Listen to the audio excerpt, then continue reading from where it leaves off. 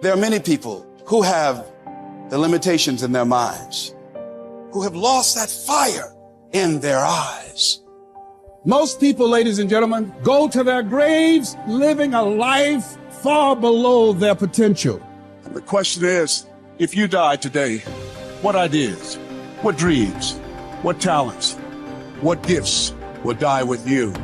You have the ability to do more than you can ever begin to imagine.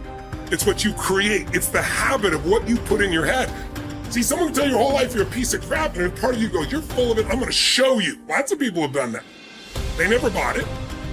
Or someone tell you you're beautiful your whole life, you go, I'm not really beautiful. So what people tell you doesn't matter at all. It's what you stack. It's what you assemble. You need to believe and know that you're one decision, one relationship, one meeting, one book, one thought, one something away from a completely different life. It's an effort play. If you don't have self-confidence, you've never kept the promises you make to yourself.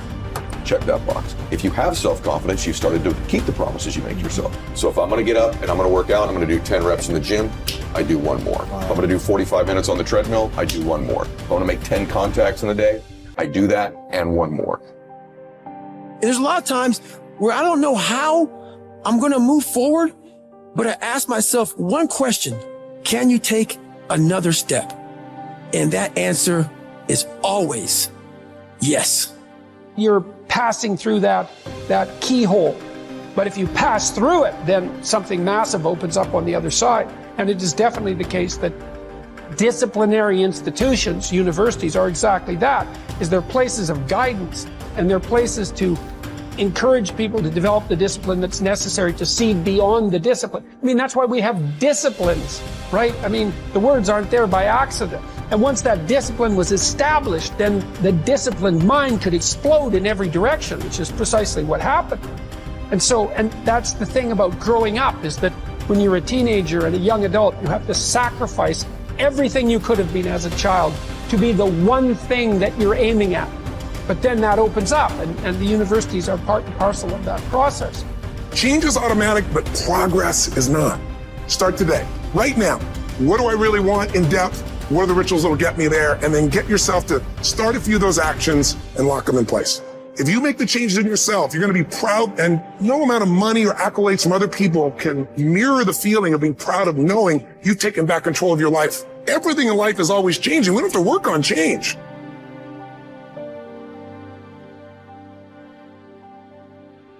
The major key to the good life. Every day in 1,000 different ways, we are trying to improve ourselves by learning how to do things. We spend a lifetime gathering knowledge in classrooms, in textbooks, in experiences.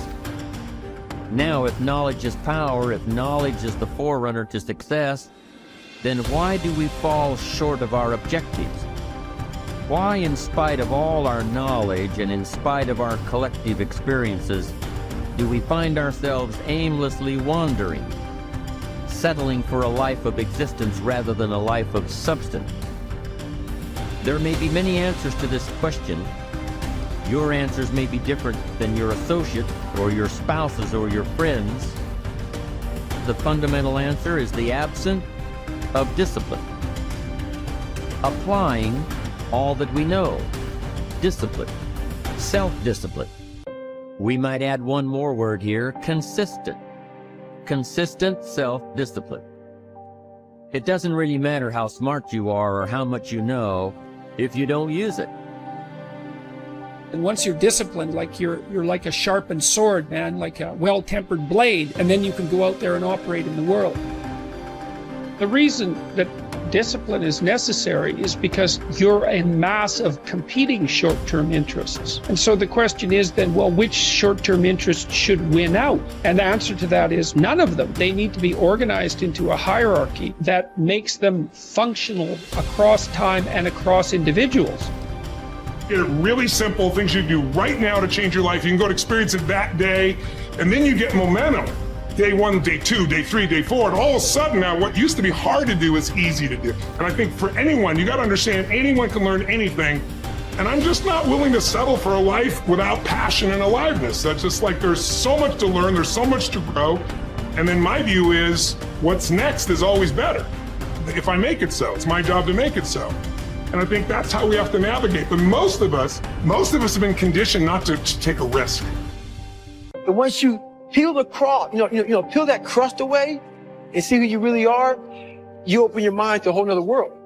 So I've opened my mind up to a whole nother world that most people can't even fathom because they haven't dug deep. So people think I'm crazy because I found a whole nother way of living.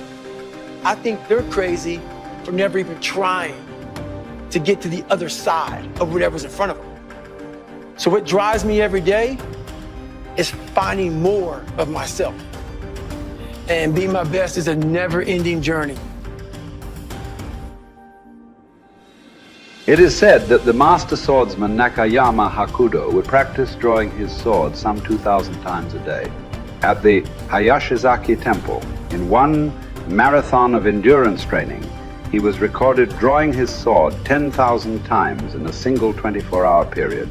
We can imagine the sheer speed required to do this.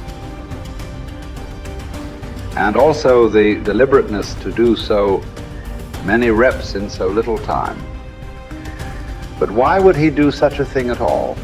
Because, as Octavian's teacher Arrius Didymus said, practice over a long time turns into second nature. We don't rise to the occasion, we fall to the level of our training. The samurai Musashi was once challenged by a warrior named Miyake Gunbei, a man who thought himself one of the best in the world. On his third attack, frustrated by his lack of success, Gunbei charged at Musashi in an aggressive lunge. Musashi, having prepared for this exact scenario countless times, replied, "That is not what you should do," then parried the blow with one sword and watched as the man gashed his own cheek against Musashi's other sword. How had he known? Practice. Chotan Siki Ren was Musashi's phrase. Training from morning to night. Oh, you've done that. Okay, do it some more. And after that, more, more, more. 1,000 days of training to develop. Musashi would write 10,000 days of training to polish. For a samurai, there was no such thing as pretty good. If a pretty good swordsman met a better fighter, he would die. It's like the Basketball Hall of Famer Bill Bradley's observation. When you are not practicing, refining, working, somewhere someone else is, and when you meet them, they will beat you or kill you. Gunbei was lucky enough to learn this lesson and live to tell about it. In fact, after Musashi treated the man's wound, Gunbei accepted that he was outmatched and became Musashi's student, training and practicing under him until he was no longer prone to the mistakes that come from such rashness. Look, this is not a drill. There is no greatness without practice. Lots of practice, repetitive practice, exhausting, bone-crunching, soul-crushing practice. And yet, what emerges from this practice is the opposite of those three feelings. Energy, strength, confidence. You deserve that. Yes, your body will burn, but that's the evidence. From that burning comes real heat, heat you can apply to your craft, to your work, to your life. The cellist Pablo Casals practiced continually late into his life, even long after he was widely considered a master, because he believed he was still making progress. In fact, we might say that progress and practice are synonyms. You can't have the former without the latter. And the latter is worthless without the former. Drawing the sword from the scabbard, thrusting, blocking. To build up your stamina for those skills, you lift weights, you do conditioning. To put it all together, you spar. It's the same with music. You can jam with other talented musicians. You can put all those sessions together to learn new songs. But before all that, as Casals did, you can simply practice your scales in your bedroom for hours upon hours. What are those scales for you? You better know, and you better be doing them. No matter what you do, practice will make you better. Florence Nightingale wanted young nurses to understand that nursing was an art that required as hard a preparation as any painter or sculptor's work. Churchill spent many evenings practicing his impromptu performances. Only you know what it will look like to train in your art like a samurai, an Olympic athlete, a master in pursuit of excellence. Only you will know what you need to practice from morning until night. what to repeat 10,000 times.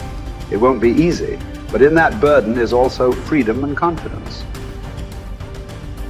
The pleasure of the flow state, the rhythm of second nature, the quiet calmness of knowing that from the practice, you'll know exactly what to do when it counts. The pride and the dependability of doing it too.